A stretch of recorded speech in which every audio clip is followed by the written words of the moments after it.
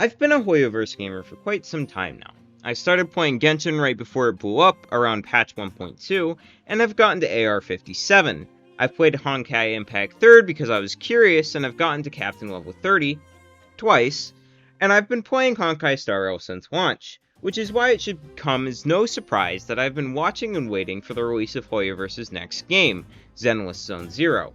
As a person who's been a fan of roguelikes for quite a while now, and has had the chance to get to play a few of my favorites more recently, so when I heard that Hoyoverse was making a roguelike game, you bet your ass I got hyped. And with the recent and ongoing event of the closed beta 2, I finally figured that I have enough info, and I'm uploading again, to make a video about it. And boys, it's not looking too good.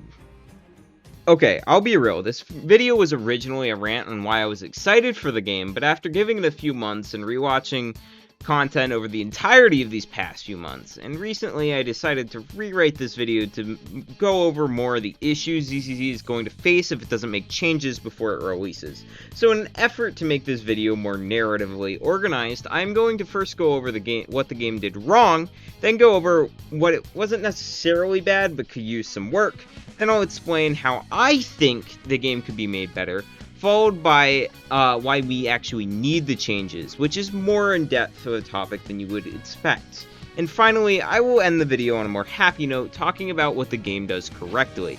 Let's jump right in, starting with what the most recent beta test did wrong.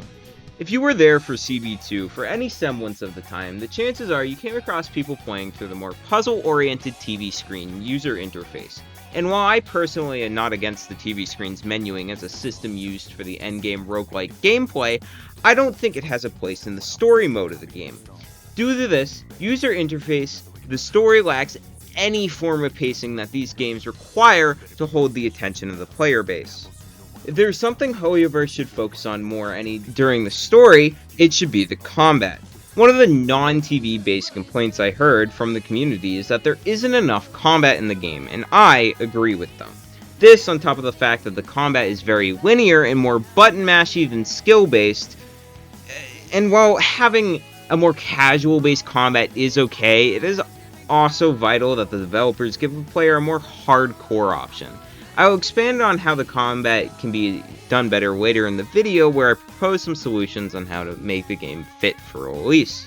Thankfully, these are all the main complaints that I heard from the community, and that actually matter. I don't consider nerfing the chest size of a character to meet censorship regulations a major issue. Who's a big content creator that I can call out for this? I'm looking at you, Tectone. Unfortunately, there are a lot of things that have the potential to be great, but current systems just don't reach that potential. Let's talk about the small things that Hoyoverse just barely missed the mark on. Now, these things are small, and while not souring the game for me, could further improve the game. For example, I have this thing in games where I always play as the male main character, if I get a choice. And in this game, frankly, his design sucks ass, and not in the good way. I'll throw up a quick timestamp if you want to skip all the nerd shit about why his design isn't just up to consumer expectations, but if you're into that shit, stick around for the small mini lecture I have. At first look at his design, you might not think that it's all that bad, and I agree on his own design isn't terrible, but considering that no matter what gender you choose the main character, you'll be seeing both the male and the female MC in the game, which means that it's impossible to not compare the two, and, well, I'll just throw up the design side by side and let you draw some conclusions. Go on, I'll give you a few seconds for it to really sink in. Okay. If you haven't realized by now, the male MC feels muted. His design has no pop of color, and stick him next to the female MC, which is all colors and personality in the design, and it just doesn't match up at all. Okay, enough yapping about the main characters. What other stuff do I have on my list here? Alright, back to the combat. Now, this issue is a slight different angle at the combat issues, but are more focused on the skilled portion of the combat. Now, when you break the enemy, you get a series of follow-up attacks, dealing massive damage to the enemy. These are flashy, and a big bang in the combat, but unfortunately, they feel very undeserved, as you only have to break the enemy to get these free massive hits. There is no skill that goes into these follow-up attacks. Once again, I propose a solution to this later in the video. Timestamp is here, you impatient fucks. Which brings us to one more thing that was a miss for me, and that is the world of Zenless Zone Zero. While the world itself isn't bad, in fact, quite the contrary, my issue is that Hoyoverse doesn't utilize it enough.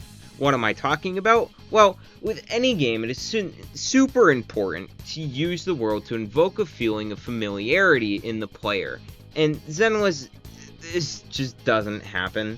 Most of the time you spend in the world is running around from one shop to the next, maybe once or twice a day to get your buffs, and then go back to your video shop or arcade and don't interact with the world further. I know this is falling on deaf ears, but I also have a solution to this point as well. Alright, I think it's time that we get to the solution portion of the video, yeah? Okay, I've brought up a number of issues in the game thus far, but all of it isn't credible unless I can prove to you, the viewer, that there is a better way to do things. So I'll go through each issue and try my best to convince you that some of these solutions I've cooked up are better than what is currently in the game. Starting with the TV screen UI. As mentioned earlier, I think this system actually can work for some portions of the game. I just think that it is overused to the point where it is a deterrent to the player. I propose that for the story, you flat out just get rid of the TVs. It's pointless and it actually takes away from the story, which is the last thing anyone wants. Instead, let us run around as a Bangbu with the crew, exploring the hollow zones as a self-insert. This not only would be a good way to help the player connect further with the world, but it also wouldn't be too hard to implement.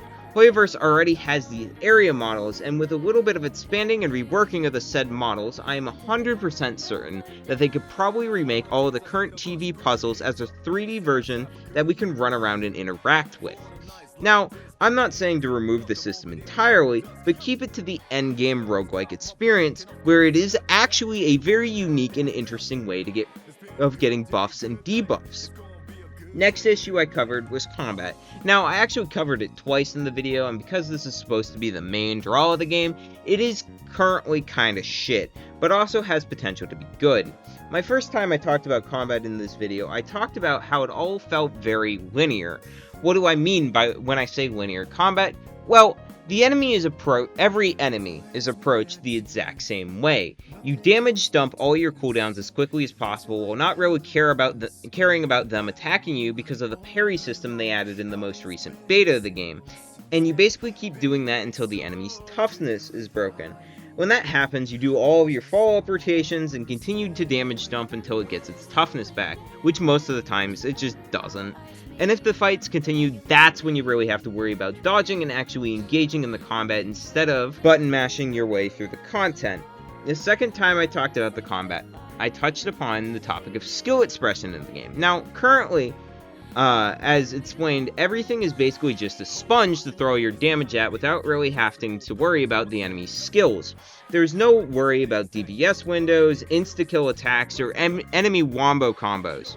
If you're immediately hesitant about trying this style of combat, good. It isn't rewarding in the slightest, and it doesn't feel earned.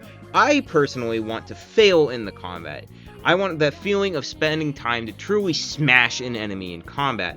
Now, fear not, I have a solution to these issues, and honestly, it's taken inspiration from a few other non-Hoyoverse games. Recently, I started playing Punishing Gray Raven, a Kuro Games title, because their work-in-progress title, Weathering Waves, is garnering a lot of discussion as the next big gacha game to make it into the Western gaming sphere. PGR's combat is incredible, and if you have some time to kill, I would suggest spending a day or two purely to test out the combat of this game. I personally think that Zenless Zone Zero could take a page out of PGR's book and benefit from it by making dodging not only good, but also make it optimal for damage. Instead of making the toughness bar a break for the enemy's turn it into a rage meter, and once it fills up, have the enemy in rage, making it attack harder and faster, but also making it take more damage. And instead of giving follow-up attacks upon breaking the enemy, Make it an activatable state where you can store charges that you obtain from perfect dodging an attack with a cap of 3 stacks, decreasing over time after not using them. This would incentivize dodging consecutive attacks, allowing for rewarding and more skill-based combat. Now, I get this style of combat would be a lot harder than the current combat in the game, and that's not for everyone, which is why I think it would be smart for Hoyoverse to allow you to pick your difficulty of combat at the beginning of your playthrough, which means Hoyo can tune difficulty up for the players that want harder combat, but keep it settled the way it is for people who want a more casual experience. This way would give the game a base for casual and hardcore players simultaneously, and also help the combat feel way more fluid for the players that take the time to actually master the combat. Okay, I know that was a lot on the combat, so let's step back a little and talk about something less important but a fix that would still be nice. I, of course, am talking about the male MC design. This solution, honestly, would be short and simple. Just give him some damn color. And if you really wanted him and Belle to feel more similar, do an inverse palette swap with Belle on Y, or not palette swap, sorry. Do an inverse palette of Belle on Wise, which would give him the much needed pop of color, as well as giving him a connection to Belle, while also giving him a distinction from her. Okay, last issue/solution, because this session is getting to be like 2 pages worth of the script, and I can already feel your attention slipping. Let's talk about how to make the world more interesting. Honestly, this solution is pretty simple as well. Just have more ways to interact with the world. Stuff like giving us more side quests that would really mean nothing, but really explore the world even further. Hell, hold some of the main story in the world. And like, I think it would be cool to bump into characters in the coffee shop line, or swap stories with a random NPC while getting something from the ramen shop. Just make the world feel more lived in. Okay, that's enough of me just yapping about my ideas on how to make the game better. Let's talk about why Hoyoverse needs to fix the game, or risk Zenless Zone Zero being a flop in the commercial market on release. Now, as mentioned earlier, 2 months ago, this script was very different. And that's quite simply due to the fact that there was zero expectations that game devs would actually listen to the feedback from the community in order to make the game the best possible version of itself. That is until a title I've already mentioned did just that. Kuro Games had a closed beta test for Weathering Waves around 10 months ago, and they got absolutely shit on for the frankly terrible story that the game had at that time. This was followed up by radio silence from them for 9 months, when out of the blue, they released a devlog, which explained that they've spent the past 9 months rewriting the entire story. To say that this was a massive shock to the community is putting it lightly, as this one very important decision is the exact reason why Weathering Waves will actually be successful on release. Take that into the fact that HSR is implementing all of the quality of life changes asked for by the community, and the more recent drama that happened in the Hoyoverse community. All of this is just the perfect storm that will crash down on Zenless if it doesn't make some changes. And with the taste of having our voices heard by Kuro Games, as well as the newfound power of the Hoyoverse community to speak up against the game when mistreatment happens, means that if Hoyo doesn't do anything except implement satisfactory change to the game, then they're going to have hell to pay. Personally, I think this is a very good thing for the community, as it means we are getting the best possible product in return for player support and guidance. Now, the game isn't all bad, which is why I wanted to get all the negativity out of the way before being able to highlight what this game does so damn well. I admit, I've been pretty negative on the game so far, and for justified reasons, but my stance of the game actually resides closer to neutral. I still hold excitement for this game purely due to its potential. One of the best part of the games is not even in the core gameplay loop, and is something the players have been wanting in a Hoyoverse game for quite a while. I'm talking about PvP. Now, this is no ordinary PvP and has nothing to do with Zenless's combat, but it doesn't make it any less fun. I'm referring to the minigames in Zenless Zone Zero. There are 2 minigames in the last beta, and I'll be honest, half the time I tuned into a stream of someone playing the game, they were playing the snake game, because not only the content creators, but everyone in the game were playing it because it had a competitive leaderboard.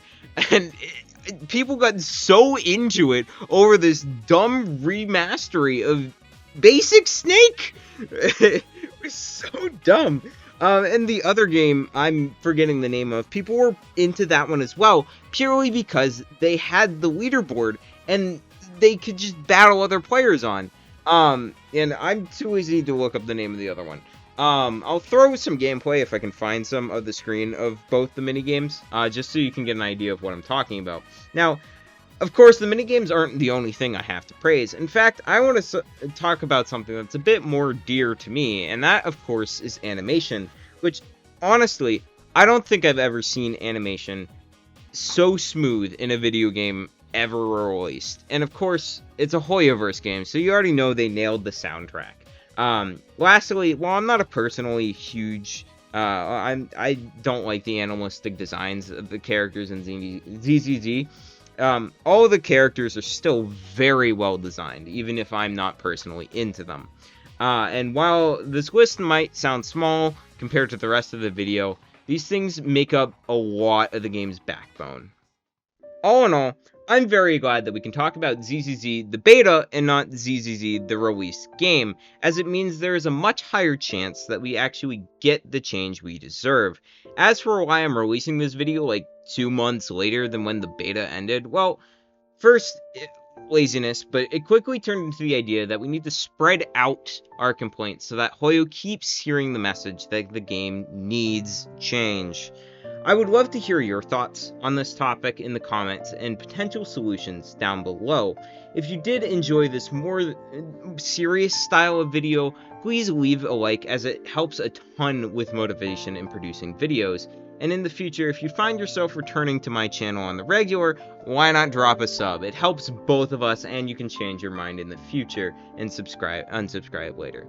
Anyways, I truly hope you enjoyed this video, and I'll catch you all in the next one.